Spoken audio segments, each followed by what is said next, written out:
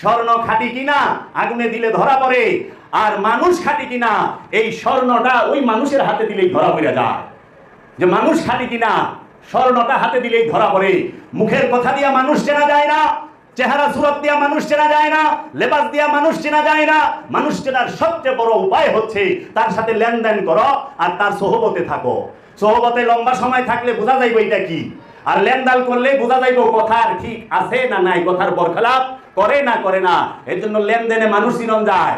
Saudi আনগো যে টুপি দাড়ি আর যে পাগড়ি পিন্দা থাকে সারাদিন মুরাদে থাকে, সৌদি আনগো এমনি আর কথায় কথা কসম বিল্লাহি ওয়াল্লাহিল আযীম কসম বিল্লাহি আদিন মউত আল্লাহ এমসিক লেশিন তাকিল কাফালা হাজা হারাম ওয়াল্লাহি কসম বিল্লাহি হাজা হারাম হারাম হারাম। সে বলতাছে আই দেখ, আমি যদি আল্লাহ আমার মউতের পরে আমারে থাপা দিয়া ধরবো, কি রে তুই কফলত খাইছস কে?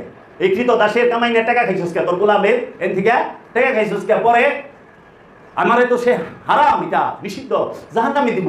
হ্যাঁ হ্যাঁ কসম বিল্লাহ আমি মাফি আক্কেল কফলা খামো না। আগামা বানাইবে টাকা দিছেন, টাকা সুদ দেখা হালাইছে, কফলা খাইব না, আগামার টাকাই খাই হালাইব। এইরকম কসম কাটে কসম বিল্লাহ, আল্লাহর কসম। মুখের কথা দিয়া চেনা যায় না। ওই যে মাল পানি দিছে তখন দেয় পুরা মালি গিলা হালাইছে বোয়াল মাছের মতো, তখন বোঝা যায় এটা তো ঠেক শিয়াল, শরীরে চামড়া বাঘের, কিন্তু যখন ডাক দিছে দেখি শিয়ালের ছাউন।